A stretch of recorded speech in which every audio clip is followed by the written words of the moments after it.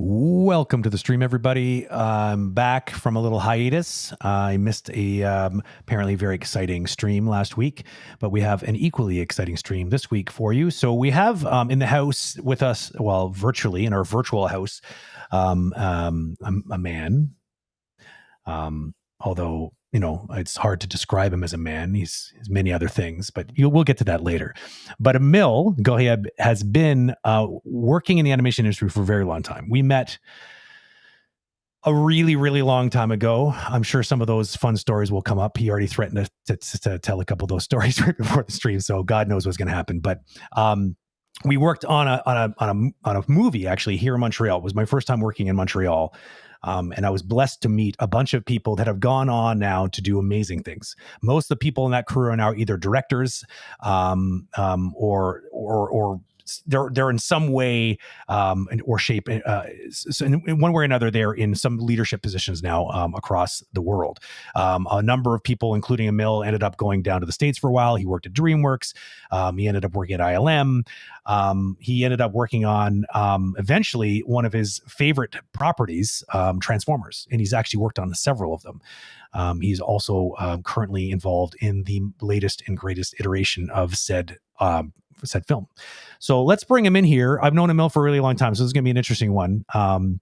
Just because of the history, and of course Emile being Emile, as everyone's going to get a good piece of the very exciting and very vibrant person that Emile is. So I'm excited for everyone to meet him. So let's bring him in, and David, of course. Actually, let's do David first, just like I usually do, just because I'm out of practice, David. A week away, and I don't know what I'm doing anymore. Welcome back. Yeah. Yeah, you did miss a pretty exciting stream indeed last week. That was pretty cool. Everyone keeps rubbing it in. I keep getting people going, "Oh my God, the stream was amazing. How come you weren't there?" And I'm like, "Shut up." I know. I mean, we kept saying either people love Jacob Gardner, either they hate you, or Arcane is just super popular. It's one of those three reasons. Why can't it be all those three things? It could be all of them. Maybe it's all of them. It's the secret sauce. We may never know. Of course, if it ends up just being about, you know, people not liking me, I'm just going to find that data and bury it forever. I'm man enough to accept it, though. Okay, let's bring in Emile in after that crazy introduction. I'm curious to what he has to say. There he is. Hey guys, how are you? Hey everybody. How's it going? I'm good, man. How are you? Good. Thanks for being on the show. I mean, it's funny because I alluded to, you know, the man. I kind of feel like you're more of a legend at this point because you've worked on probably more things than most people I know. I mean, I don't even know how to even begin a conversation like this. I mean, I think we could probably touch on some of the highlights in your mind of some of the big milestones that you touched on that were like memorable. Sure. Yeah, because it's how do you crack through this? It's going to be crazy. I don't know, man. Yeah. What's the journey to be where you're at right now? It's I don't even know how to answer that question. It's just, you know what? It sounds funny to say, and I know everybody talks about it, but with COVID, everything is weird. Don't get me wrong. Because I truly enjoy working from home. I've been working from home since 2006. Yeah, because you moved out. You moved up to the sticks. I remember that a while ago. Like it was way before that. You moved out way out in the countryside, so you could just be literally like in a bubble. The first time I worked from home on my own shit, like no day job that I went to the office or whatever, was Halo 3. The cinematics for Halo 3. And that was back in 2006. You're right. I was working from my house in the middle of Montreal, which was a, Yeah. you know, it was a community. I wasn't in the sticks yet.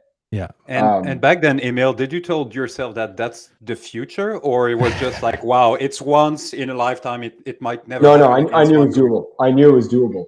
But the funny thing is, there was no like teams and all that stuff. So me and CJ, the cinematic director at Bungie, which, by the way, did you guys see that Sony just is buying Bungie? Yeah. $3.6 billion. It's what is happening? It's literally there's a lot crazy. of money in the system right now. Yeah. So Yeah. Congrats, Bungie. Well done. Yeah. Wow. In any case, we were using Skype.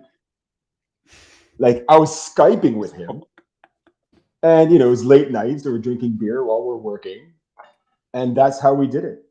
Yeah. Like, we just Skype was on all the time, and he was working on his side. I was working on my side. Yeah. We just kept working. Hey, what do you think of this? What do you think of that? I just keep working. So it's like you were working right next to each other, but just through a monitor, basically. Yeah, exactly. And the only thing we weren't doing is we couldn't share our screens. So that was probably like just 2 years from exchanging through ICQ or one of those other ICQ, message. It was pretty close. You know that most people today don't know what ICQ is, right? No, probably not. Everybody's too young to know. Sorry, David's right though. Probably not born. This 2000 is like ICQ was probably hitting its prime around then. So like ICQ 2006 is not that far at least until 2003. Probably 2004 Messenger started to take over, and then Skype in 2005, 06. Yeah. Crazy. Yeah. ICQ, for those really quick, for those who don't know what ICQ is, you could look it up, but basically it was way before Messenger, way before, iMessage. It was like the universal chat. It would probably be closer to what WhatsApp is, because it's a bit more agnostic to like what ecosystem you are, whether you're a Mac or what, it didn't really matter. It just, everyone could connect in this one place. Is basically what ICQ is. Sorry, you were about to say something, Emile. I don't remember. No, I'm sure it was amazing. It was amazing. It's a mess in here, man. Well, okay, so this was, so you started that trend a long time ago, but then before that, you started in video games. That's like your true genesis was there, right? My first gig was on a game for Nintendo 64. There you go.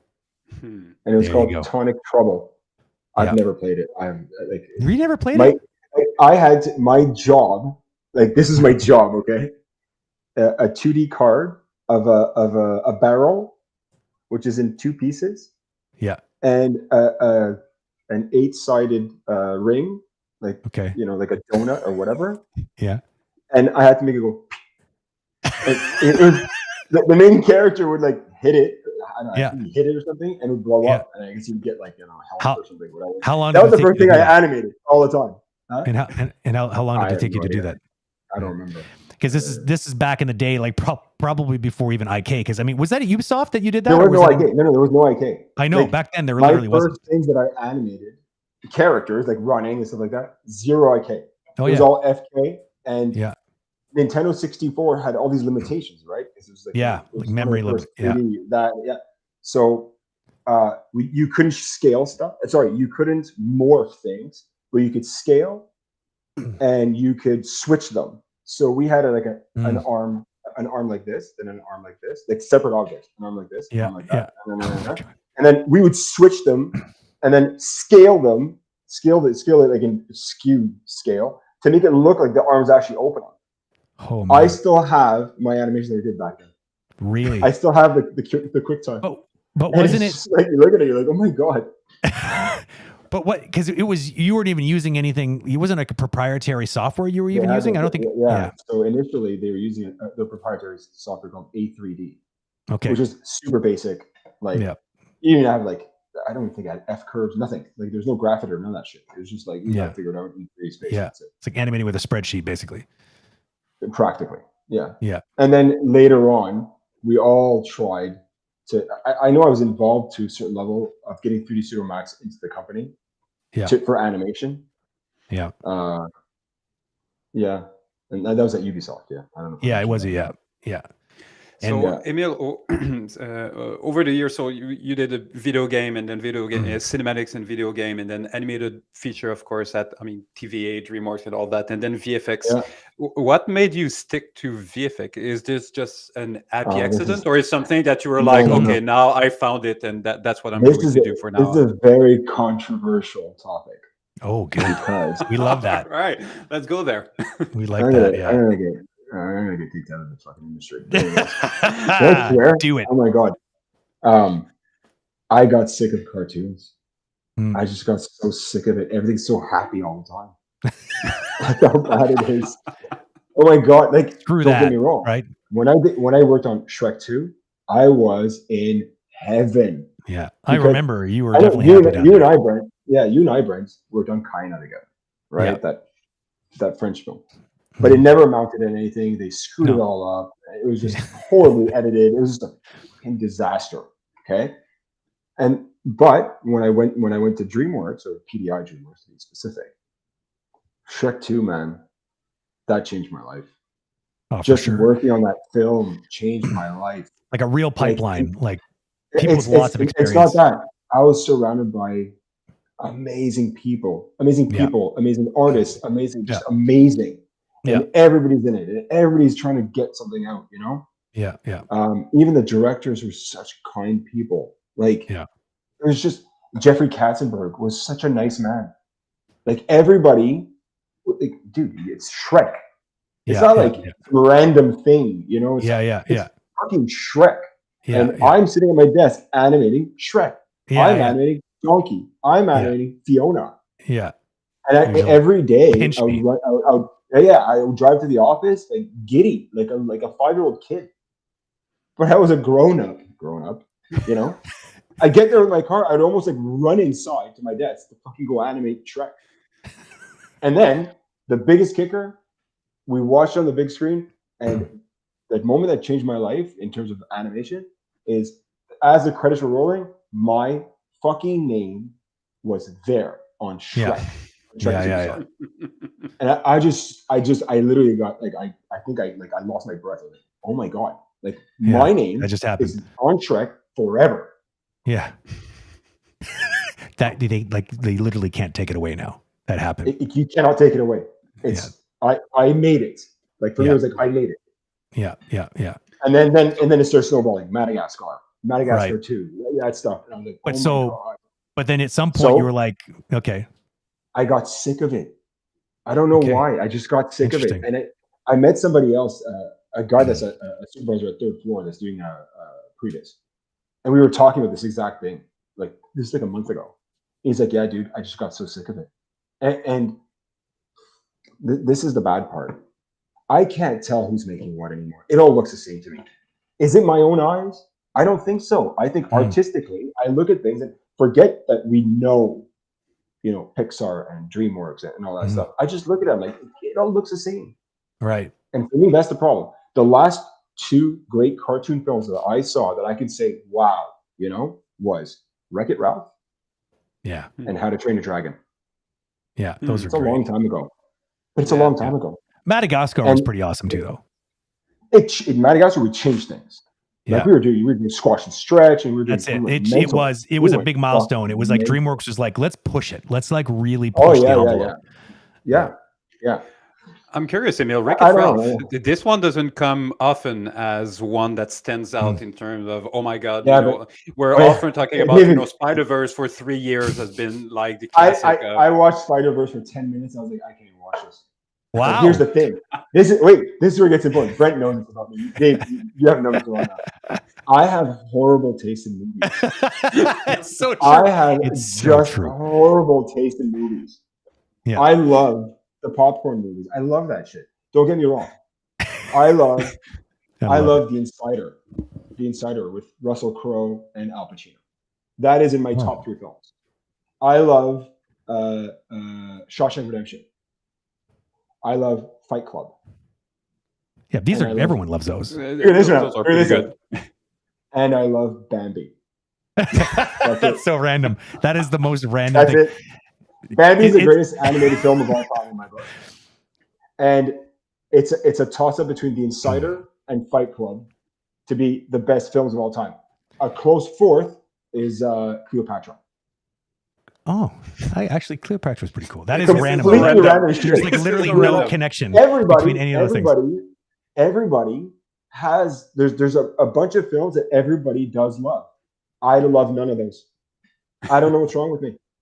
So something's not right. So Emile, it seems that there's a connection between the kind of, it seems that there's a connection between the kind of movie that you want to work on and the kind of movie that you want to see on the screen, because it seems that getting sick of looking at all those animated features made you not want to go to complete violence. And now I like working on extremely violent things. I don't know. It was the death of Bambi's mother. Spoiler alert. It ruined him, and now he needed to go dark. That's what happened, basically. Maybe there's got to be some psychological thing going on for sure. But all the films that I enjoy working on, Alita Battle Angel, extremely violent. Transformers, extremely violent. Planet of the Apes, very violent. Like I love that stuff, and I don't know why. So it's not the full CG versus realistic animation on a plate and all that. It's more the nature of what is the audience that this is for. Not even. It's what I want to work on. I'm not even thinking about the audience. I'm not even thinking about anything. What would I like to do? What do I want to do? That's it. Oh, that looks fun. Good. You're the primary motivator is what makes Emile happy. What makes Emile tick. Well, it makes sense though. I mean, it's probably a big part of the secret of your success is just the fact that you've made sure, especially over the last probably 10 years, that you were working on things that you were going to connect with, that you were truly inspired by. Yeah, it's stuff that I connect with for sure. Yeah. It's stuff that I like. Like I always you would go to the theater to watch that for sure. Totally. Yeah. Exactly. And I do. Like, I love Transformers. I know everybody freaks out, Michael Bay, and you can't see it, it's moving. It's not. Stop your crap. It's not. It's fucking awesome robots beating the shit out of each other. I mean, what is there not to love? I'm on my fourth Transformers. I mean, yeah. That's true. You've done like that. This will be the fourth out of like you only missed 3 basically. I missed the first one. Yeah. I missed the 5th one, and I missed Bumblebee. So I was busy doing other things. Yeah, so pretty much the last decade you've been in VFX, right? Since more than that. 2008. Somewhere in 2008 was my first Transformers. 14 years. And remind me, so now you're an animation director. So what was your progression from animator to lead supervisor and then director? What was this journey? My progression was weird. Like, I know people now go from animator to intermediate animator to senior to lead and so on and so forth. I went all over the place so long story short, I started at Ubisoft as a regular animator in video games. Then that was in 1996, beginning of 1997 somewhere. Okay. And then by 1998 or 1999, I was supervising TD for characters on the Rayman TV series that never aired. Okay. So I was always character stuff, always. Mm-hmm. That fell apart. The Rayman TV series fell apart because it was too expensive for studios to buy it and put on broadcast. Back then, they didn't really have the model. We had shadows, we had textures, we had all this. It was super expensive. Yeah. It was a very expensive production. So then we created the cinematics department from that team, first for Ubisoft, and then I was supervising TD for like some Batman video games. So I had to help recreate the 2D animated Harley Quinn into a 3D animated Harley Quinn with the help of DC Comics. We did a whole bunch of cinematics for them, some Disney, Donald Duck stuff, whatever. And so I was a supervisor at that point, but in characters. And then I went to Kaena. We worked on Kaena. I was a lead animator. Mm-hmm. But after that, I went to another company to do dinosaur, what's it called? What's that channel? Walking with Dinosaurs. Discovery Channel? for the Discovery Channel. And it wasn't Walking with Dinosaurs, but was it was Meteor? Discovery Channel stuff. Meteor. Yeah, Meteor. That's right. Yeah. So I did Discovery Channel stuff as a supervisor there. Okay, so I was supervising at that point. That's like 2000 or something like that, whatever, 2001. But then when I got hired at what's it called, at PDI DreamWorks, they brought me in as an animator, and they were right, because when I got there, and this is the story I tell everybody, any interview I do or whatever, I get there thinking I'm hot shit because I'm at PDI DreamWorks, okay, and I'm going to work on Shrek 2 and all this crap. I walk into my cubicle. I shit you not. One guy became a dear friend of mine, Lou, he was the supervisor of Jar Jar Binks. And he animated in 2D Simba and stuff like that. And then on my other side, which became one of my other best friends, Jason, he was a stop motion guy that worked on Chicken Run and Wallace and Gromit and stuff like that. So I sit down, I look at them. Oh yeah, and on the other side of the panel, there was two ladies that I love dearly, Trish and Linda. These girls animated Yoda. When Yoda's fighting and stuff, they did that. So I arrive, I'm like, I know nothing. Yeah, I know enter the big pond. Nothing. Yeah, exactly. And that, so instead of having an ego at it, that's when I sat down. I'm like, all right, these are all gods in my book. I'm going to learn from them. Yeah. And then the first class I got at PDI was how to use their software. Emo. Software Emo, that's right. And the next class I had, what's his name? I'll remember his name after. The guy gave me, I got a class from like one of the legends now. The guy that did the Horse's Spirit. James Baxter. Yes. James Baxter. James Baxter is teaching me stuff. I'm just sitting there going, I actually know nothing. I know nothing. I've been animating for 5-6 years or whatever, but I know nothing. And I just turn into a sponge. And just learn and that mentality over there is like everybody's open, everybody talks about it. What do you think of this? What do you think of that? It's amazing, just amazing. So what did you feel that you improved the most when you were there, just absorbing those superpowers from all those animators that were there? It's like, you know what? It's like playing a game of pool, right? You play a game of pool with somebody who doesn't know anything, you're not going to get any better. You play a game of pool with people that are like superstars, they're going to teach you cool shit. And you're going to get better. Like, it's impossible you don't get better. That's a random analogy. Why pool? It's all about angles. Like, did you recently join a tournament? I don't know. I don't know. Like, whatever you want. That is a very specific. Dude, full points. Full points for random. That was awesome. Oh. How long did you stay at PDI, Emile? Total 4 or 5 years. 4 or 5 years. I thought it was more than that.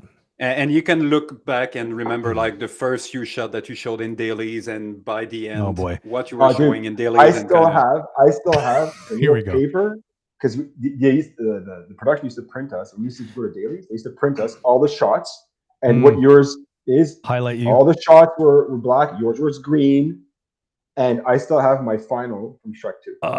That's fun. Your first final, and it was the last shot of the film. Oh, really?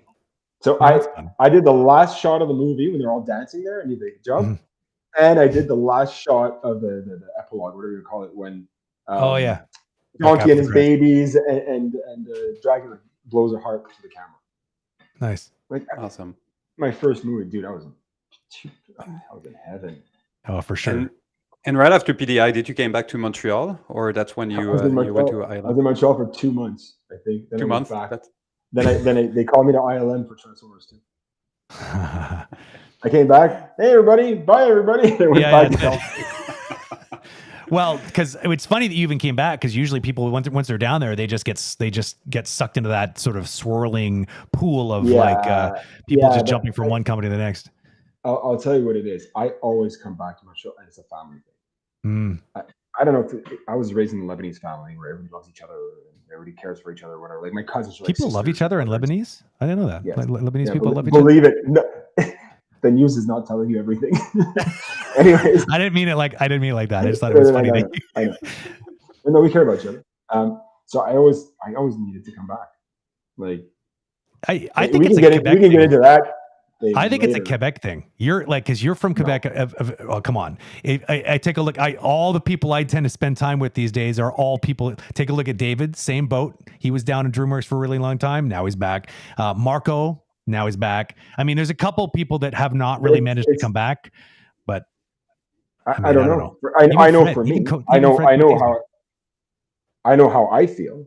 I had to come back because I want to be with my dad. I want to be with my mom. I want to be with my for sure. My wife's parents now, and my kids are here. I think I'm just drawing a parallel. I feel like people who grew up here, there's a really strong, regardless of what nationality or ethnic background you might have, it's a very strong sort of family values here in Quebec that it seems to be like, no, like I'm going to go back, and now that I can, now that I have an established career, I want to be around my family again. I don't know, it just seems like it'd be a trend. Or maybe it's an age thing. It could be. As we get older, you're I mean, I know, I think we all feel the same way. Where as you get older, your priorities shift. Like, for sure. Well, we all have kids too, so there's that too. There's being near your kids.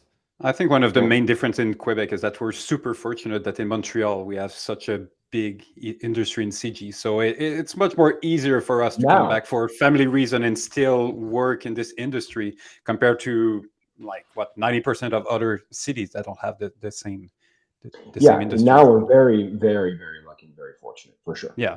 If the industry wasn't here, I might have not been able to come back. Because I still need to work. I still need to make money and blah, blah, blah. Yeah. It's something that I could myself have never predicted, because I remember when I was in school, we did a visit at Ubisoft. That was by far the biggest studio in Montreal, and that was 250 people. And that was one of the 12 studio. And that's it. You get out of school, you send your show reel to 12 studio, and you wait. That's it. That's all there is to it. I was employee number 50 at Ubisoft. 50. Just like they had just built the place and they started their hiring. It's funny because we had Jeff Malouin on a while back, and he was apparently artist number one. Yeah, that's pretty crazy. Jeff was there before me. Like that guy was part of the furniture for me. Yeah. Part of the furniture. It's strange. He kind of looks like a chair. Actually, it's now that you say that. That's weird. I never noticed that before. What I meant. Yeah. So it's funny that there was this calling to come back, but yet within 3 months you were you got this offer that you obviously couldn't refuse because working on, because this was Transformers 2, right? That you would have been going back for. Yeah. And I remember you being quite a big fan of the first one, so you getting a chance to jump on that would have been. I had all the Autobot toys when I was a kid. I was at the right age for that show. When it started happening on in 1984. I was 8. Yeah. And I had all the Autobots. My cousin Danny had all the Decepticons. We had a deal. My birthday, awesome. Christmas, great idea. I get all the Autobots, you get all the Decepticons, and we take crates over to each other's houses. Oh yeah, and just have epic battles. Oh, that's so good. So, I had a lot of them too. I gave all of them away. Dude, I gave all of them to my little cousin. He broke everything. I know. Except one, and it's Jetfire. I still have it. Jetfire, was that the big one that was like a Robotech one that could be it was made out of metal? It was made of Robotech. Yeah. Oh yeah, nice one. That's one of the best ones. Awesome. So what do you? We often have questions. We do some of those Q&A. I'm seeing on the side. There's people asking questions on the side. We'll get to that. Yeah, that's fine. We're actually waiting. The last half hour, we're going to go in chat and we'll pick them. Also, will be easier to organize. But some of the questions that we have often are from, more junior, mid-level, senior that are asking, how, what it needs to be a lead, what it needs to be a supervisor, and all that. What do they need to do to get to that?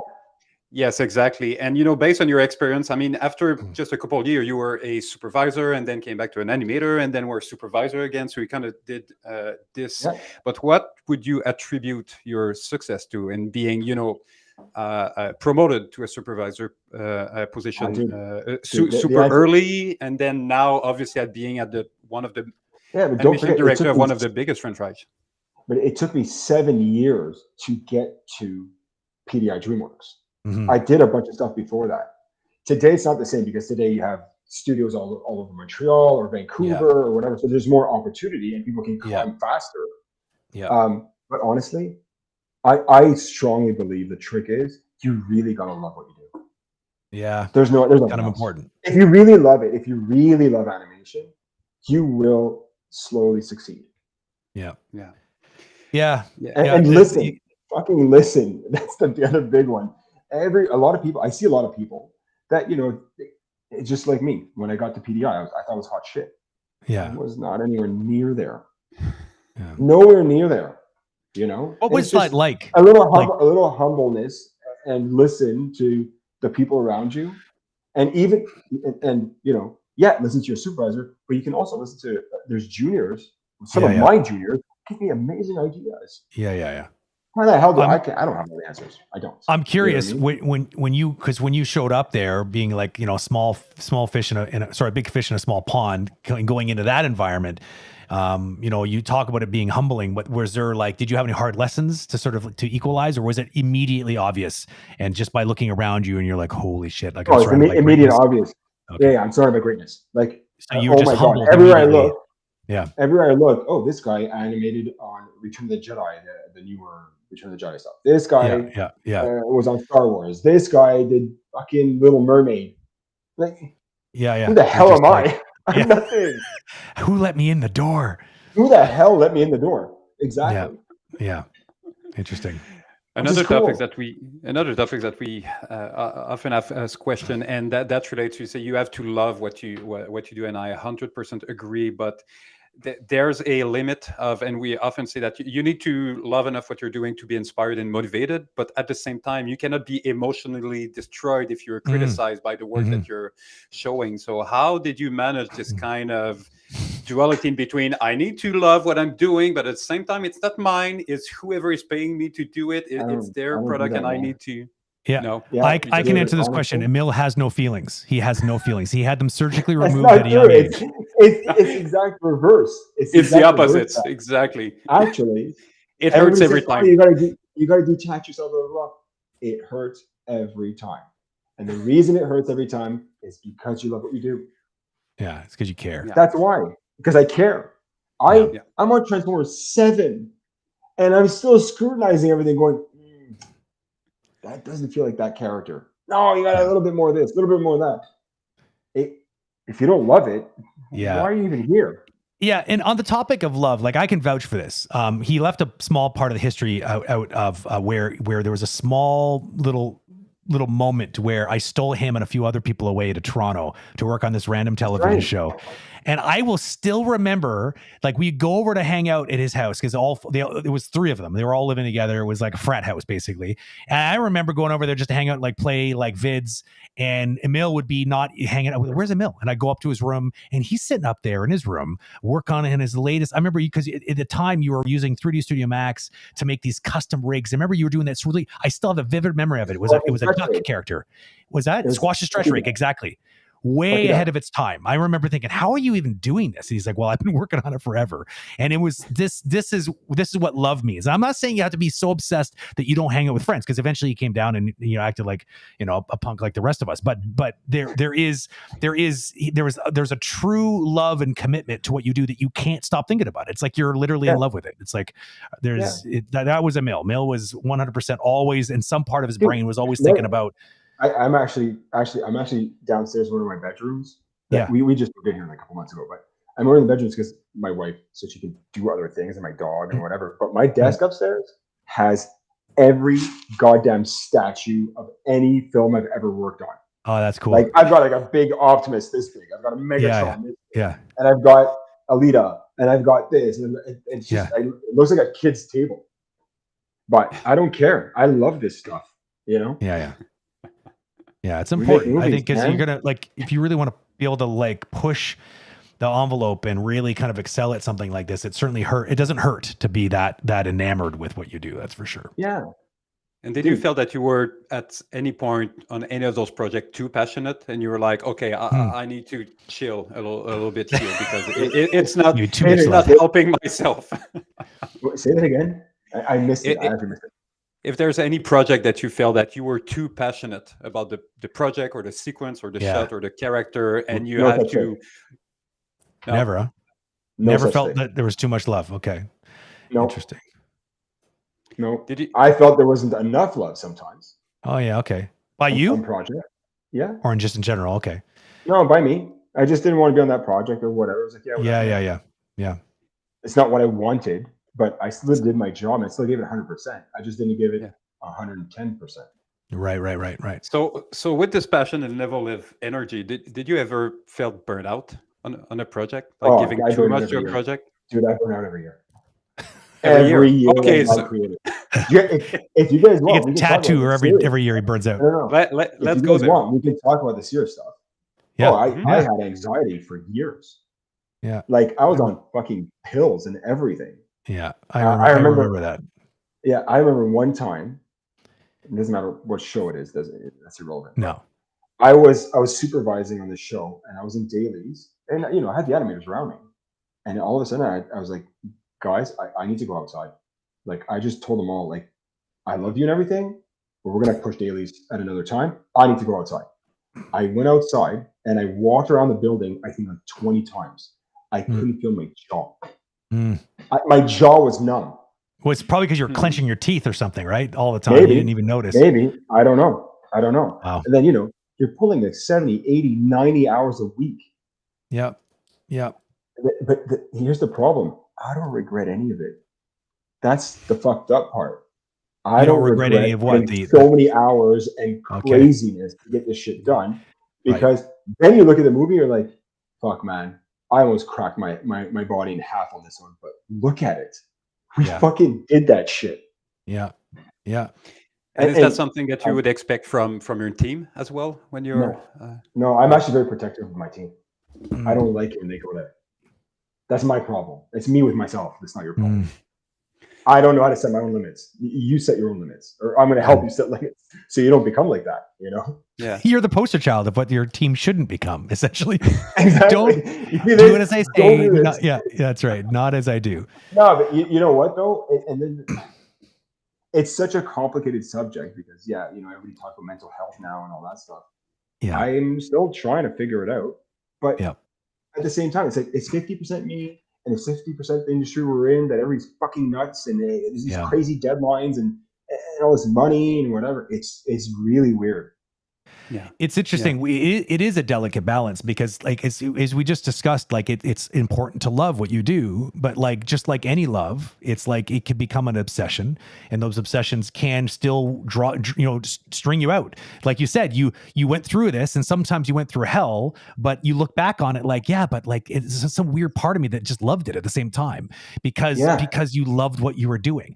But that's the tricky part, is to try to find that balance, because sometimes that can be super destructive because you just get sucked into that love volcano. And here's what I think happens to me. Okay, I care so much about what I'm doing and the people, the animators that I'm supervising, that I will take all the heat for them. I need to protect them from all the bullshit so they can do their shots and they'll give me the best they can. I'll just take all the heat. The problem with that is it's unrealistic. It's unsustainable for one person to take that much garbage. Because as we all know, there's never a lack of supply of stupidity and garbage on a production. I have seen a switch though. I have seen a switch in me in the past, I'd say maybe 2 or 3 years, where I actually tell people to F off. Like, no, we're not doing that anymore. Like, your schedule doesn't make any sense. Fuck off. Come back with a realistic schedule, then we can talk.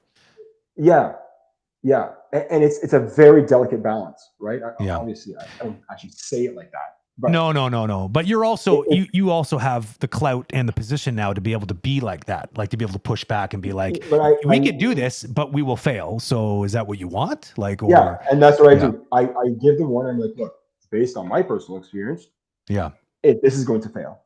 If it fails, fucking told you, man. That's it. If it doesn't fail, hey, I learned something. Even better. Yeah, exactly. But I'm seeing somebody writing, hey, it's cool to talk about the cost on individuals. Yeah, and it's, but you know what, man? I don't know about you guys, David, I'm sure you're going to agree with this. Brent, I'm sure you're going to agree with this because I've seen it with you, Brent, when we were working in Toronto, where what we do is very taxing. And it's not just our industry. Many industries are very taxing. I'm sure farmers are taxed even more than us. You know what I mean? I remember my father was a VP at Naya, which is a water bottle place. Yep. Man, he was working like stupid hours. That was taxing on him for sure, you know? So I think there's just some jobs where it's just crazy. It's just nuts. Yeah. Yeah, and I think it's to everyone to establish. Everyone should establish their limit. Their own limits. Yeah, pretty rapidly you're going to realize, because I've been able to do a lot of overtime and effort until at some point I was like, oh, okay, that's my limit. This is where I'm starting to physically. Yeah, I'm physically feeling this anxiety. I have this cold for like 2 months, and I feel that my immune system is done and all that. And this is where, like, okay, now that's the limit. Now I know what I did to reach this limit. Yeah. So now, once I approach it, I'm going to force myself to take a step back, because I cannot rely on myself because of the passion. And, we want to strive to, you're a perfectionist and all that. But I'm going to... I'm going to force myself to come back earlier and do less honestly, hours. I haven't figured that out yet. I don't know. Well, I mean, I can't speak for you, Emile, but I know, because I saw you probably at your lowest at one point, and I don't know if you want to get into that, but like, by all means, well, I mean, it was a dark period for you, and you'd kind of just reached that limit. But I did notice. I mean, you might not have it all figured out, but I did notice there was a shift in you after that. Like there was something that I noticed, and maybe I'm just seeing something that isn't there, but I feel like there was it's sad that we have to break our leg, before we can really know how much weight our legs can take, basically. Yeah. But I remember, like, and your relationship was really suffering because of it, and like everything. I mean, like, and it's awesome because eventually you did sort of, you kind of, I'd like to say that you kind of snapped out of it, and it was like a really big wake up call for you. He ended up getting back together with his girlfriend at the time, and now they're married happily. And but there was a negotiation there, I think, within yourself. Train wreck back then. But I think I think you almost needed to hit that almost for you to realize, okay, I'm not invincible. Because I mean, the one thing I know, but I think everyone's catching a little bit of drift. People who don't know you, so I didn't know how to even address you, like the legend, the man, the whatever. It's just, you are a bit you're an Emile. You're an Emile. Like you're like this unique thing that is difficult to describe. But you've been like a bit of a wrecking ball, right? I mean, you're the guy who shows up, you speak your mind. You've always been like that, but you have the chops to back it up. And some people don't like that, but the people who matter tend to really like it because they like honesty, they like transparency, and so you pretty much branded yourself as that guy. What, dude? Honestly, and you know this more than most, Brent, because we spent so much time together. I give a shit about people. I care. That's very clear. More than the average person. Like I will go to the bat for people, but if you have an ego, if you're full of shit, if you have a hidden agenda, whatever, oh my God, I cannot stand you. Like, I would recommend not working with Emile if you have an ego. That would be a bad idea.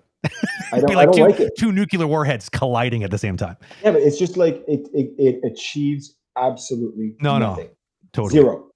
Yeah. But and I think that definitely, and that was one of the high opening moment for me at DreamWorks when I got there, because I can totally relate to, oh my God, same thing. It took me 8 years just to get into the door. I felt that I didn't deserve to be there at all, and then slowly work but I was surrounded and you talked about James Baxter. James Baxter was literally in an office like 20 feet from and at some point we're in the same production. He's like, oh, what do you think about my animations? Like, oh my God, this guy is asking me, and it has nothing to do with me. It just shows that someone that is a legend is still open to get feedback from this random fucking guy that just arrived at the studio. If he doesn't have ego, no one is allowed to have ego, even if you're good or not. Totally it doesn't matter. Right. It doesn't matter. But it's you're supposed to learn from these guys. They've been around. They know what the hell they're talking about. And it's just like, oh my God, you're the most humble guy on the planet. Like, I should become like that. Not I'm the center of the universe. And fuck that. I know way more people they're in that category than these egomaniacs. Those egomaniacs have a lifespan that doesn't last very long. They especially if you're in a creative leadership. I don't think they just don't tend to last. They eventually end up getting like betrayed. They have a bit of a Julius Caesar moment at some point, I think, in their life. Yeah. Be cool. Be good to people around you. That's all. Yeah. So, is it that hard? Just be good. Emile, how is that something that you would address in your team, that you see that you have one of your lead, you need to rely on him, you're in production. I mean, you cannot just tell him to fuck off. But he's, basically you need to say, dude, your attitude is detrimental to the rest of the team right now. How do you address if there's a problem with an ego or it? Yeah, that's happened many, many times. I've witnessed this. I take him aside, or her, or whoever, doesn't matter. And I go, dude, what's going on, man? Like, we need to talk. This isn't working. And I'm direct with them right away. But I will always do it in a caring way. Because this is a person. It's not just an asshole and that's it. The guy or girl could still be very talented, whatever. I'll take him aside, never in front of everybody, obviously. But I take him aside and like, hey man, like, the way you're working isn't working. Let's figure it out together so you can have fun. People around you will be happy. Everybody's happy, and that's it. But dude, I've been in that situation, not an ego thing, but I don't think so anyways. But I've been in many situations where they took me aside and they're like, no, you're being an asshole. And I'm like, you're right. Like, it's true. I will work on it. I have to work on it. Sometimes I think it just sometimes people are maybe a little bit too sensitive too. Like I think your style of leadership is. Do you want to talk about this fucking mess? Really? People are too sensitive in general, especially today. Oh my god! Emile, did you notice in the last few years, that's in the last 10 years, that the level of thick skin is reducing? There is no, There's no more skin. There's just bone. I'm going to tell you a little something, okay? And I won't say where it's from or whatever because it's not fair to the school. When I got back to Montreal, I told the school, hey, give me your 10 best, okay? They're 10 best students, and I'm going to put them on Transformers as their first job. David, Brent, you know how hard it is to get to this. Oh yeah, okay? That doesn't happen. We have bled. I've had kidney stones before I got to this fucking level. You know what I mean? And look, I love the teacher. This is one of my friends. But he comes back to me a couple days later. He goes, Emile, my students have a problem with overtime. And this is where the asshole comes out. I told him, dude, tell your students they don't get to work on Transformers. Yeah. That's all. I don't do this shit, man, because everybody that I know that's ever made it to a level and some kick-ass shit had to earn their stripes. Yeah, this is fall on your lap, dude. You're not gonna get everything on your lap. You have to earn that stuff, and it's good for you to earn it. I think it's you're describing a very interesting intersection. We deal with this a lot on this channel. A lot of people are often bringing up things like overtime, and it's like what David and I usually end up saying is like, look, like if you're asked to do overtime to the point where you're like literally going to collapse and it's not sustainable, then that's obviously unrealistic. But if you are going into this industry thinking you're never going to do overtime, then you are literally it's a pipe dream. It's just not how production works. You know what it is, but it's not just that. It's accountants. Complete opposite of what we do. Okay, accountants. When it's tax time, they do overtime. Yeah, that's it. The ones that make more than $40,000 a year, well, they earned getting there. I'm not saying you have to do overtime. No. What I'm saying. What I'm saying is, if I offer you Transformers, first gig ever, like my first gig, I told you guys now at the beginning, was a 2D barrel. I went all day. That was my job. Sounds really exciting. I don't know. For me, it was exciting. Did you get to do the sound effects for that too? Because that was great. That was good. Anyways. Yeah, it was good. So I'm offering a person out of school Yeah. You're most probably going to animate Optimus Prime and Bumblebee and all this stuff. And you turn around and tell me, I don't know about overtime. Get out of here, man. This is unacceptable. You cannot talk to a company like that. Yeah. So I have a very interesting question for you then, Emile, that we had recently. What do you think about requested unpaid overtime? Unacceptable. If somebody tells you have to do unpaid overtime, you don't go fuck yourself. Yeah. Well, there you go. They have to pay you for everything. They have to. Yeah. I'm in a different bracket, or call it whatever, because I'm a supervisor. I don't get paid overtime. Okay, which is fine. I'm okay with that. Yeah. But as an artist that is asked, hey, stay till after 6 p.m. or 7 p.m. or whatever. No, they have to be paid overtime. Yeah, I agree. Yep. Agreed. And I think because at the end of the day too, when you're going into a new job, if you're brand new out of school, you have to weigh the pluses and minuses here. It's like that an opportunity like that is a gift that will literally have the opportunity of, I hate to use the pun, but transform quite literally overnight your career. You will be able to just kickstart it in a way, and it just you don't stare a gift horse in the face. But at the same time, don't end up being a doormat. There's a balance here. You got to be willing to put in the extra time and effort, especially to prove yourself at the beginning. But that doesn't mean you have to do it for free. There needs to be some. The amount of overtime that I've put in. Oh yeah, in my I can career, only imagine. It must be completely mental. It must be some obscene number.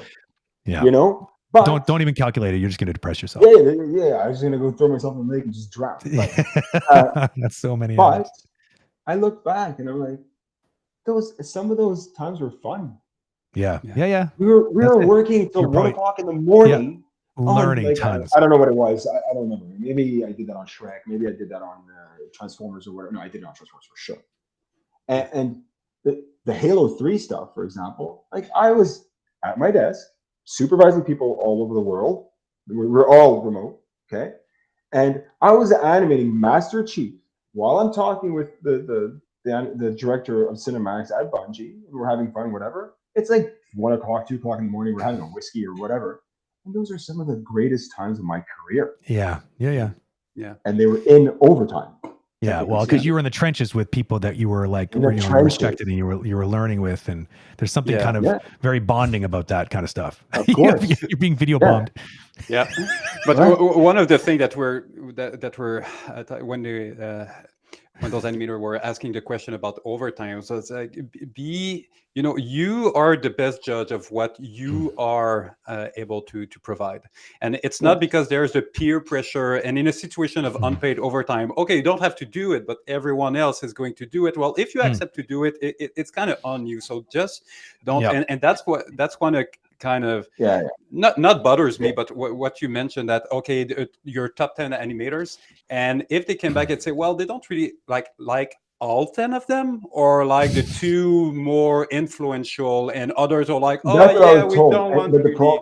But David, the problem for me is that maybe I took it personally.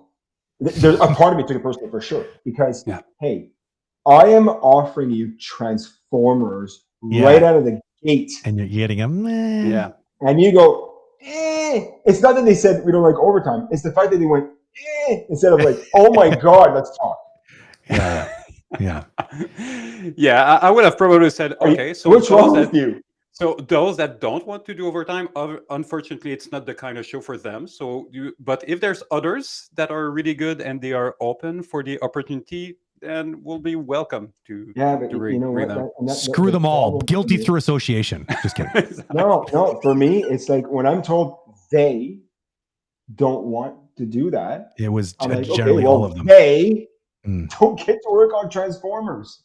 Yeah, I don't have to. You have to understand. There's a flip side to it. I don't have time for that. No. Like my schedule is so mental.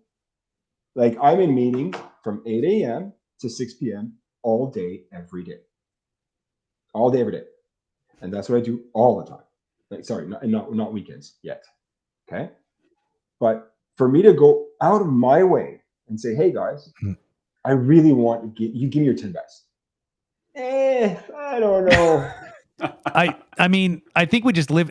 Part of it is also we live in like a very interesting time where there's like, you know, people feel like they have lots of options. But I know that there's so many people just coming out of school that are just, they would literally just jump in front of a bus to get that job because they're so desperate to like kind of, you know, get going. I would have probably, if somebody told me when I first started my career in 96 or whatever, if somebody told me you'll get to work on whatever film, doesn't have to be Transformers, like a fucking kick-ass film, huge, like Avengers, let's say, okay? Yeah. If they told me that, but you have to throw yourself in front of a bus that's going 40 kilometers an hour. Yeah. I would have debated it. I look at the specifics on 40 kilometers. I would have actually debated this. Can I survive that? Yeah, then I get a job. Just do the math. Do the math. I think it's still difficult for us to maybe sometimes put ourselves in again, we got out of school, there was 12 studios and there was no big project in Montreal. Like the dinosaur that you mentioned was probably one of the coolest, biggest project that we had in Montreal. Probably. Nowadays, kids get out of school and there's a lot of options. There's a lot of big studios working on a big franchise that are all looking for resources. So at some point it's the market, it's offer and demand, and it's such a different landscape than what we so I completely agree that for us it was like, oh my god, that it feels that today it's not special for them because of Montreal, because of the industry, because of the demand. It's no longer. It's not special anymore to work. It's almost expected. If I'm good enough, I'm going to right away go on those productions. So it's difficult sometimes for us to relate. Yeah, I agree. That's what I was trying to get at with like, we live in that era where it's like, that's especially in Montreal, we're literally surrounded by so many studios with so many things going on. Like, who knows? Maybe companies are so desperate, they might have had other pretty big offers on the table for all we know. But like, I agree that Transformers is a pretty big deal. And I think more importantly, what ended up happening there is they clearly lacked a very critical negotiation skill, because it's like, even if you got a couple of really good offers on the table, like, you should listen to all of them and seriously consider all of them, and never too early be doing meh at anything, right? Because you never really know. I think that's really kind of what it boils down to, is maybe some bad coaching on their side. I don't know, man. Very honestly, for me, it's just like, how did the hell did you say no to that? Are you crazy? That's what happened in my head. That's exactly what happened in my head, for lack of better terms. And hey, man, I could be wrong. I could be wrong. But for me, it's like, oh my God. All right, you're lost, bro. Yeah. Emile, I'm curious, are you interviewing animators yourself nowadays? Whenever I have time, yes. When you have time? That's another question. Unless I look at the demo reel. That's another question that we have very often. Any advice, especially for those that are getting out of school, like, oh my God, I'm going to have this interview. Do you guys have any advice of, what should I say? What should I not say? Do you have anything? Are we talking about the demo reel material, or are we talking about their negotiation skills? No, not the negotiations. Basically going in interview or, a live meeting like that, how to, what to say, what not to say, how to behave in general. Let's assume that there's a decent show reel for a good student or junior animator. Okay. I'll tell you what I did. I brushed up on the company itself. I brushed up on, what has this company done? What do I like about what they've done? All that stuff. Okay, that's number one. Number two, be a good person. Don't be like this guy swearing and say, don't do that. Yeah, we should have had a language warning, a not safe for work language warning before the stream started. I forgot. Sorry, everybody. Parental advisory, like they had. That's right. Explicit lyrics found within. I know that every time I've gotten a job, it's because I was passionate about it, and the correct recruiters will see that. Your demo reel is 50% of it. What you can do is 50% of the job. The rest is the person, because that's the person they're going to work with. Are you hard to work with? Do you have an ego? Blah blah blah. I as a supervisor or managing director, whatever you call it, on my team, I do not hire people like that. Would you have hired the younger problems? Would you have hired the younger version of yourself? Oh my God, no. I would have punched him in the mouth and told him to go back home. Get out of here. Actually, you know what? I remember my first interview at Ubisoft, and the lady that hired me, her name was Sabine.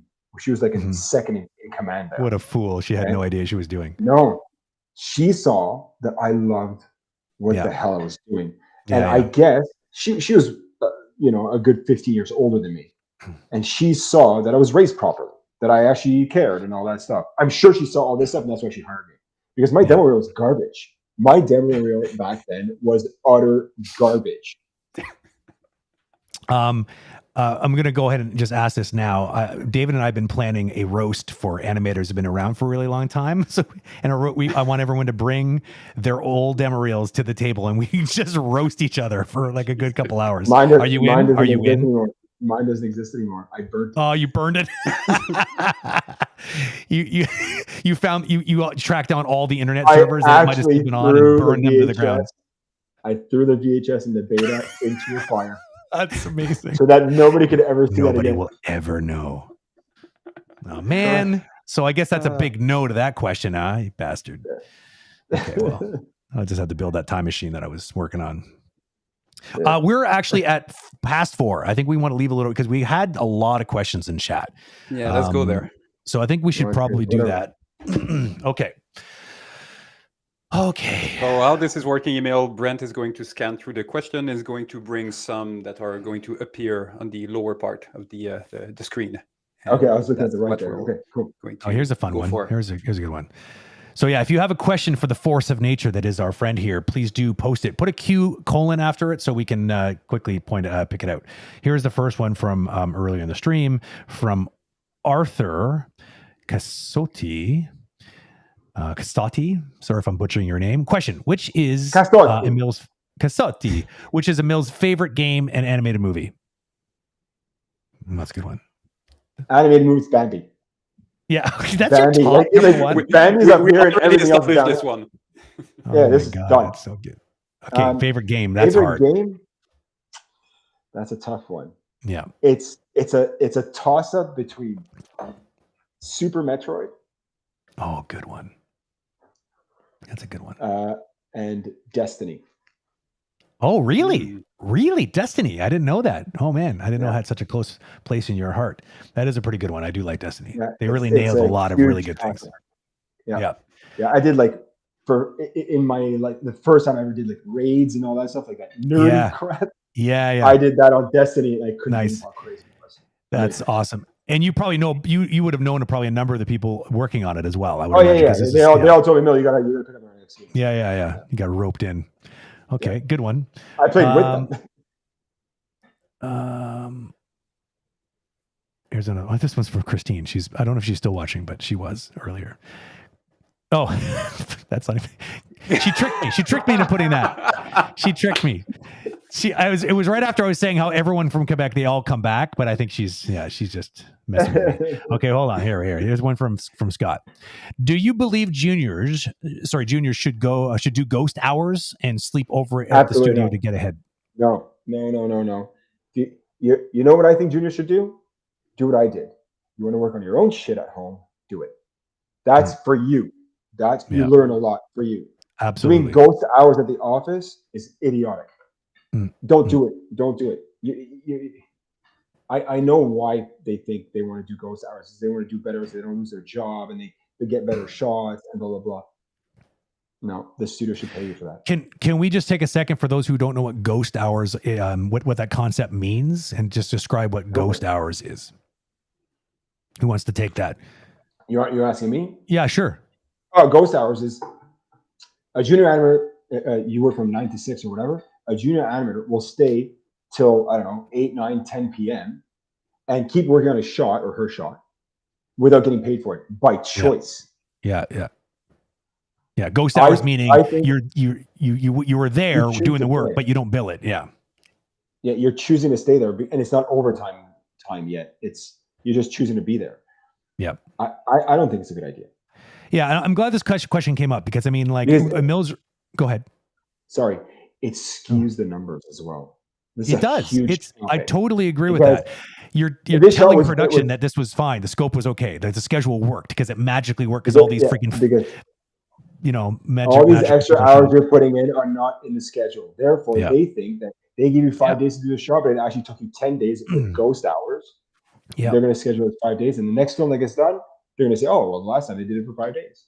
Totally. Exactly. And you know what? You can't even blame them at that point because they're just using the metrics based because, I can't speak for all producers, but I know many producers aren't there in those wee hours of the morning. Some are the ones who really care, but they're not even there to witness you doing those hours. So it's really important that at least there's a conversation there at some point. And I think I'm glad this came up because I don't want people to get the wrong idea with what Emile was saying. I think what Emile was talking about when he kind of just was like, okay, well then you don't get to work on Transformers. Basically, it was like there wasn't even a conversation. It's like there was rather than coming in and being like, can't like, okay, so I'm really interested in working on this movie because obviously that would be really amazing to work on a movie that big. But I have questions. But I've got questions like, is overtime paid? And like let it turn into a negotiation rather than just being like, yep, nope. Because because I think that's the main issue there. I've never seen a production that do overtime. Never seen it in 25 years. So. No, me neither. It just doesn't happen. I mean, even studios that say that they don't do it, they kind of still do. Because you know what the funny thing is I've actually worked at a lot of studios that are like you. A lot of the supervisors do the overtime and they protect the team, but that still means overtime is being done, basically. You know what I mean? Like it's not fair that the supervisors sponge all that up to protect their team. Okay, I'm scrolling down here looking for more questions. Here's another one from Scott. I think there's some more down below there. If someone you had a conversation with still doesn't improve right away, have they ever been able to redeem themselves for you and how? Yeah, if they're nice. Oh yeah, if they're nice. So in other words, are they a good human, basically? Yeah, if you're a good person, it's going to be fine. That's all. Like, I know that from that question, it seems like I'm a fucking tyrant or something. Yeah, I'm not. They're banished for all things. Not even allowed in the building that Emile's in. What I'm for Van Animator, I have the discussion with the person. If they're open, we'll work on it together. I'm not asking them to switch overnight. That's not that easy. But we work on it together, you know.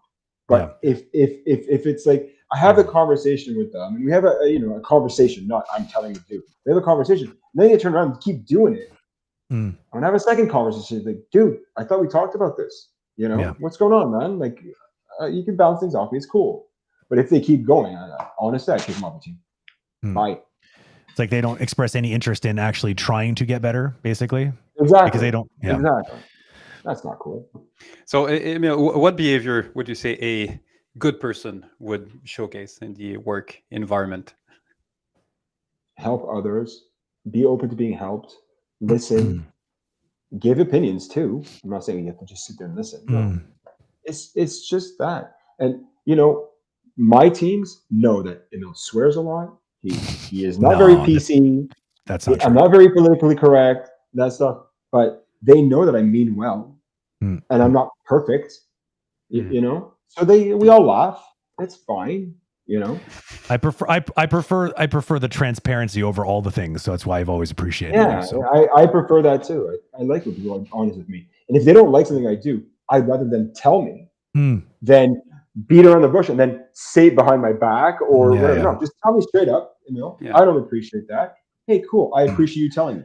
That's all. I like the suggestion there too to help other people. I think that one thing that I notice as a supervisor all the time is if I noticed someone on the team constantly taking time out of their day to help make the other people, like people around them's lives easier, helping them technically with something. This honestly is worth its weight in gold because essentially what you become to production is a force multiplier, and everybody likes to see force multipliers. And even if you're not the fastest person on the team, you like that. What you're bringing to the team is worth way more than you just making your quota every week because you're now maybe even if you're not helping making them make quota, their quotas. You're helping 5 other people make their quota, or maybe in some cases even better. For me, this is worth honestly way more than some hotshot animator I stick in a corner. That is leadership qualities. It is. It absolutely is. It's literally one of the That's one of the questions that we had. Oh, what should I do to become a lead? And it was along the line of, well, first, don't go ask for it, just act as one. And what is acting as a leader? Help others. Help others to become better, and it will be recognized like, oh my God, he's a force multiplier. He's helping others. He's providing support. Let's just see if he can do it officially in a role that will be recognized and all that. Yeah. The analogy I always use as a video game one, and anyone who plays like a MOBA game like League of Legends or Dota 2. Dota 2 is people know is my poison of choice. What is that? There are Dota, Defense of the Ancients. It's like the old school mod for Warcraft 3. Super nerd game, man. It's a super nerd game. Yeah. Oh yeah, I know. Absolutely. I accept that. Well, I mean, look, I'm wearing a shirt that says matte black everything. I mean, can you get more nerd than that? No, definitely not. So so in a game like this, you have like, what's he doing? Sisters of Mercy. The Sisters of Mercy. You're way cooler than me, as usual. So if you're going to play a game like that, that's highly competitive, and you're not the best player on the team, the suggestion is play a support role. Be the person who stands back and heals people and like does what they can to give utility to the team, and let the superstars shine even brighter. And that's like, I mean, that's just a good, that's like a good team in general. Like welcome to team player. Exactly. It's not about you. It's about the team as a whole, and find a way of maybe gelling and supporting it in some other way other than just delivering, putting the puck in the goal yourself. You could just as easily help, make it easier for someone else to put the puck in the goal. Okay. So away from video game and sport analogies and on to a question from our very own Daryl Purdy, incognito behind his T _ paper. Hey, buddy. Need to ask him behind this one. Yeah, he was in there going, "Hey, man, I really like." He was reminiscing about the Halo days. I think, saying that he misses those days. Do you feel our passion for our craft opens the door for companies to exploit us into working too much overtime? Absolutely. But the problem is, as a company, it's part of their job to do that. Yeah, exactly. That's what it is. Yeah. And it's a, Yeah. And it's a big question because I choose to get exploited. That's the problem. It's actually our choice that we're letting them exploit us.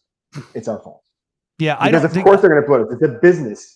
Exactly. And don't get me wrong. When I said business plan, I'm not trying to say that there are companies out there that are literally trying to, even though I'm sure there are, but I think in general, they're not trying to prey on this.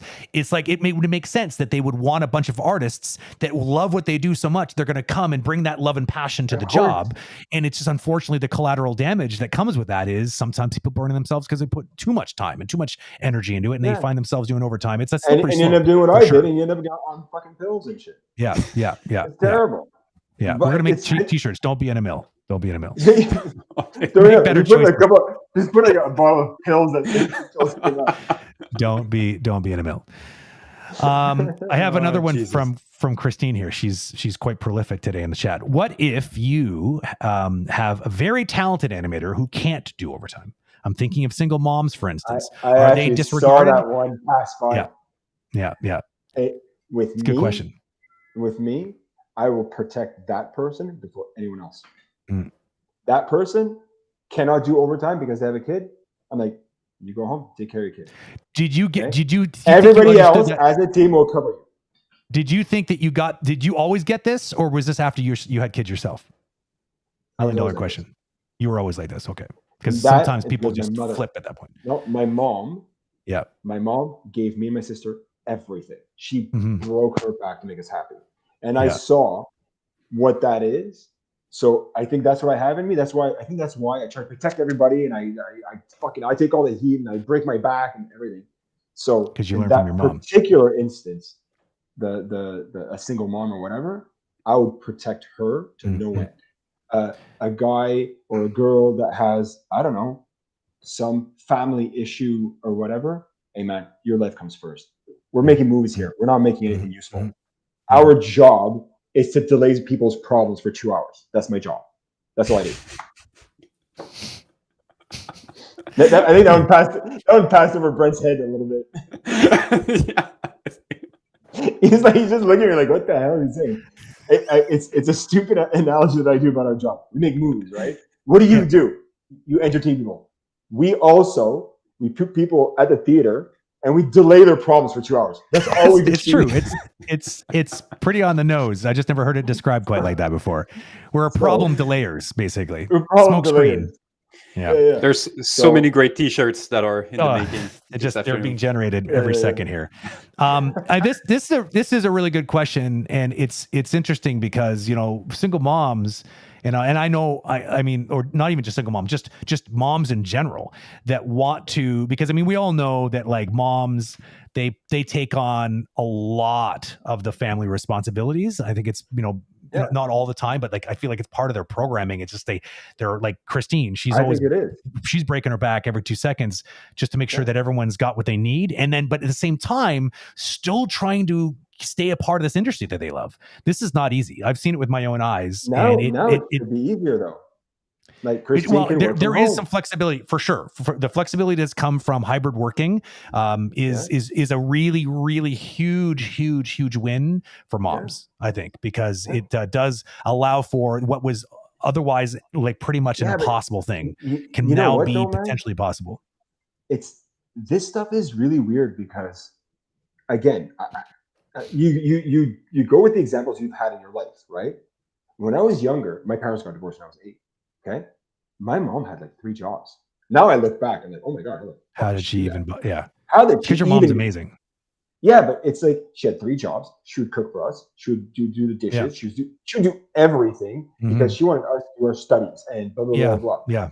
And it's like, how the fuck is that even physically possible? I don't know. I don't understand. And I mean, and to your point though about it being easier, it is in some ways, and it's actually not in other ways. Because I mean, I see this with my own eyes. Christine it's because she's at home, right? And because she's at home, she can't stop thinking about all the things that need to get done at home. So she finds it even more difficult to find a way of separating out the work from the actual, like the being a mom part and doing the being an animator part. That's not easy for people to do. So it's it's a blessing and a curse at the same time. I think one of the improvement in the last few years is the attempts. There's more and more studio that will, especially working in remote, will accept part-time work, 20, 25, 30 hours a week. I mean, when we, couple of years back, just 10 years back, even just applying, oh, can I work part-time? Like most studio would say, what are you talking about? Like it's 40 hours and then plus overtime. But with remote work and just the way that, recruiting is adjusting, I feel that there's much more flexibility to kind of play with this amount of hours that can. So yeah, it might not be sustainable for 40 hours, even if you're at home, but maybe 25 is sustainable. And that's something. You know what, David? Another thing is for me, like, if I see a demo reel and I'm like, man, this animator is awesome. Okay, I interview them and they're an awesome person. If they tell me, Emile, I really can't do more than 25 hours because I'm a mom, I'd be like, you're fucking hired. I don't care. That's fine. I know it's going to help you. I know you're awesome, so you can kick ass. You're just not going to give me 50 hours or whatever a week. You're going to give me 25. I'll take it. You're awesome. Why wouldn't I take it? Yeah. And I'll fight management for it.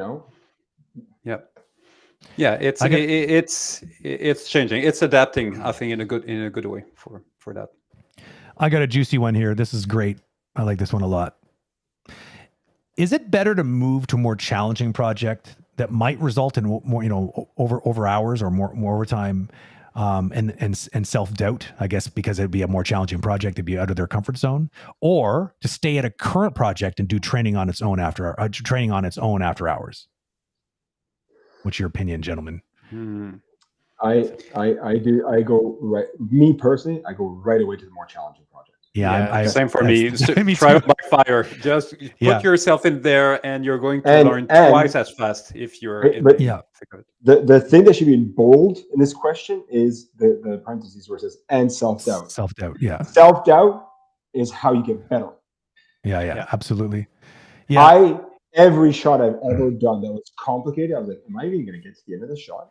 Like, can I even do this? Mm-hmm. And it's like, oh my God, it's hell trying to get through. You get through, you get that much better. Oh, you do another big shot, that much better. Another big shot, that much better. If you don't push the envelope, you're just gonna you're gonna flatline. Yeah, and I would double down and agree with that, and say that the self-doubt's always going to be there. We talk about it a lot on the stream. We've mentioned it as the imposter syndrome. There's a lot of different ways of describing this feeling, but everybody has it. And I think animators and artists in general have a lot of it because our jobs have so much to do with our own personal opinions that we're putting into our work. So it's like it's not like we work at a bank and we're just like, can we get the math right? I'm not trying to oversimplify that job because obviously you're putting yourself out there all the time whenever you try. Yeah. But they're not pouring their own personality into that, where we are every single second, and we need to do that. Otherwise, we just probably won't be very successful. And I guarantee you won't be as engaged if you're not doing that. So the self-doubt thing's not going to go anyway. But the only antidote that I know that helps address it in some way is by putting yourself in that situation and achieving it. If you're going to go and be like, no, I'm always going to be too scared to do that. And just go and learn. Like, learning is great, but like, it's not the same as what Emile's just suggesting. You're going to learn a crap ton, but you're also going to get that acknowledgement. You're going to get the validation because you actually did it. Like Emile at the end of when he finished Shrek 2, and he's like, there's my name in the credits. I actually did that. No one can deny that. I did it. He needed to soak that up and probably let himself bask in that glory to feel like, okay, but you know validation. What, though? Brent, it wasn't even about other people. It was validation for myself. Yeah, no, I know. That's what I'm saying. It was like everybody could have disappeared in the room, and I was just looking up. They actually did disappear. I looked up and like, holy fuck! I did it. I fucking did it. We're all our own worst critics, right? That's self-doubt is coming from our own inner voice, right? Yeah. For sure. And maybe coming from people around us as well, but the worst one, the loudest one, is always going to be our own voice in our heads. Yeah, that's a good question. Thank you for sending that in. Vilsico, I'm not even gonna try. Why do I try? Hey, good. Can you come here all the time and just say the names? That'd be really great. I'll be the name guy. That's it. Okay, I got from Lucio. I think this is probably going to be our last one. I know that I've skipped over a few. I apologize for doing that. I don't think we have the time. But I know that Scott is always recording ones that don't get answered, and he puts those in so that we can do them on Q&As. So if you don't get your questions answered, you can always show up to one of our Q&As on Tuesday nights, and hopefully we'll address it at some point. So Lucio writes, do you find, since the pandemic situation and the work from home, has there been better or worse we just kind of covered this, didn't we? I didn't even bother to read the whole thing, but I think we did cover this. I don't know if it was basically, do you feel like it's helped our industry, the whole pandemic and the working from home sort of situation that's been forced upon it, or has it hurt us, or both? The truth is, I think it's 50-50. Yeah, I agree. Certain people, disciplined people, it's amazing to work from home. I had this discussion with the studio at the beginning. They're like, so the work from home thing, whatever. I told them, I go, actually, I don't want juniors or intermediates at home. I want them all at the office because I need them to be talking to each other. I look back at being a junior myself. If I was at home by myself, man, that would have been some tough times. It would have been weird. You don't have that person beside you to help you, that buddy or whatever. There's no discussion. Yeah. It's just juniors are getting hurt. They're hurting the most, I think, juniors. Because it's like they don't get that bonding experience. They don't get to sponge off of people in the same kind of passive way that they would have just by working around the people that you did, like literally cubicles right next to you. Yeah. And that's why I told the studio on my show, when it's legally possible, I want the juniors and the intermediates at the office every day. Except for overtime. I want a hybrid overtime situation where if somebody chooses to, if the company needs overtime and the person says, yes, I want to do overtime, they can do overtime from home. And do you feel that's going to be more difficult for recruiting? Because I literally had this discussion with another VFX studio, and they were like, no, for us, it's going to be fully hybrid because we've did a survey and literally like 25% are going to leave if we don't provide this flexibility of being able to because work some from studios home are. On the studio service. You want to know my honest opinion? My honest opinion is it's the studio's fucking problem. I don't give a shit. Oh, okay. Good. I have so many other things to deal with. The whole hybrid or work from home or at the office or whatever. Look, the truth is we've all done both of it.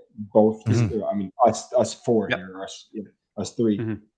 We've done both. We know the benefits of being at the office. We know the benefits of being at home. Yeah. Now it's a matter of the studio figuring that out. Yeah. I have so many other things. It has to be a studio policy.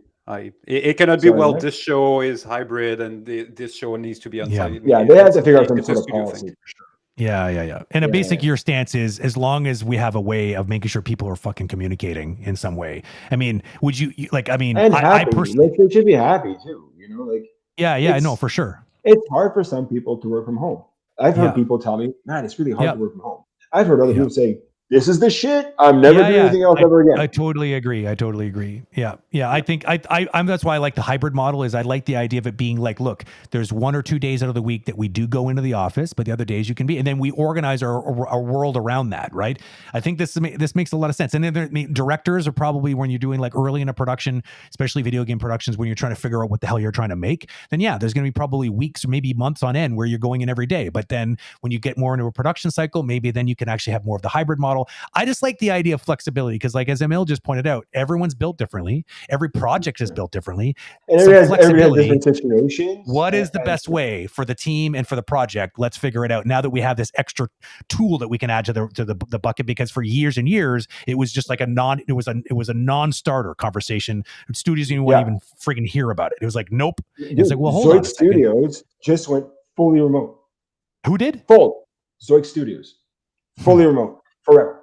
Yeah. They won't be. They're not the only ones. There's a bunch of people that are just like, they're doubling down on this. And like as David said, that ends up being a pretty powerful negotiation tool, especially if there's other studios that are just not even interested. And they're like, nope, we're gonna just pretend that nothing happened, and we're just gonna go back to the way it was and not have any kind of flexibility added into the mix. I think those people are gonna have a hard time. That doesn't work.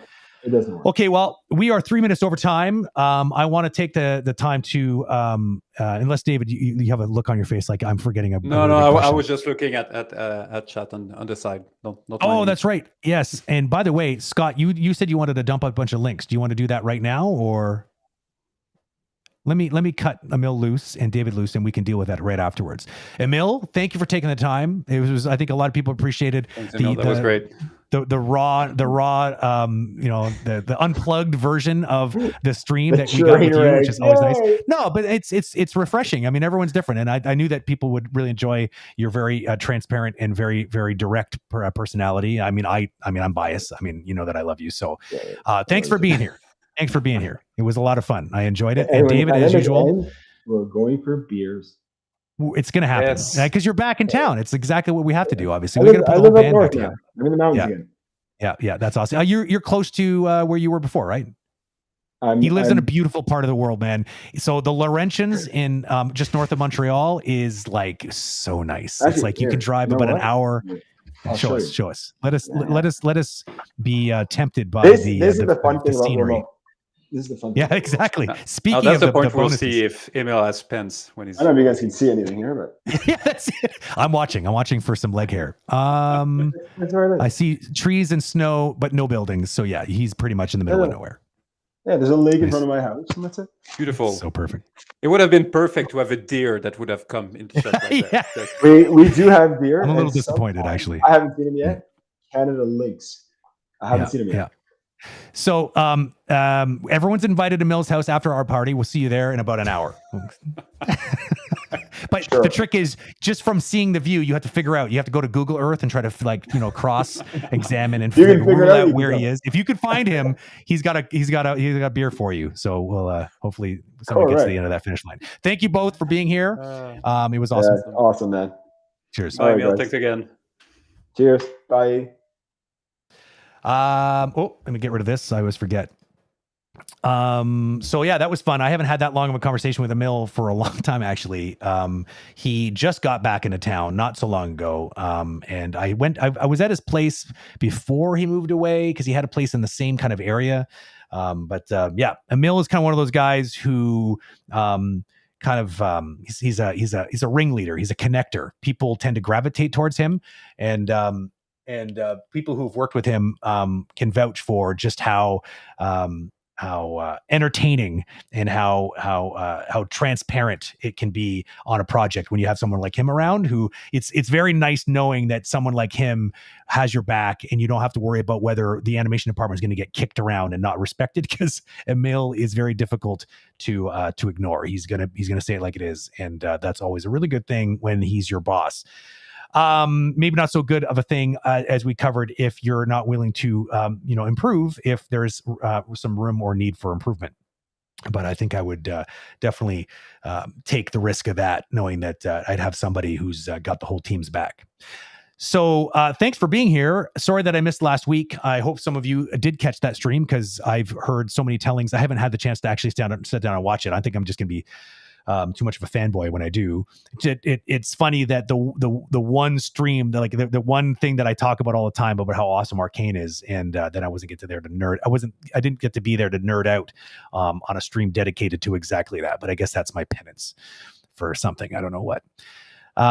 So Scott, you had some links. Did you already drop them? I think you did. Oh yeah. So so for any advice from industry pros, you can check out our podcast. So what Scott's been doing, and I know some of you already know this, but those who are new here, what Scott's been doing is putting all these streams into podcasts, which you can get at the link that he's just dropped there. I think it's Spotify, and I can't remember. I think it's Apple Podcasts too. I think, but there are several different places that you can actually get that podcast. He's also done this really cool thing called Agora Bits, I think he calls it, or Agora Bytes. I always forget, and that is essentially just quick little clips and a collection of them, and he does it in an audio format, which is just nice for those who are commuting to work or don't have a lot of time that they can put in front of the screen, and they just prefer to just listen.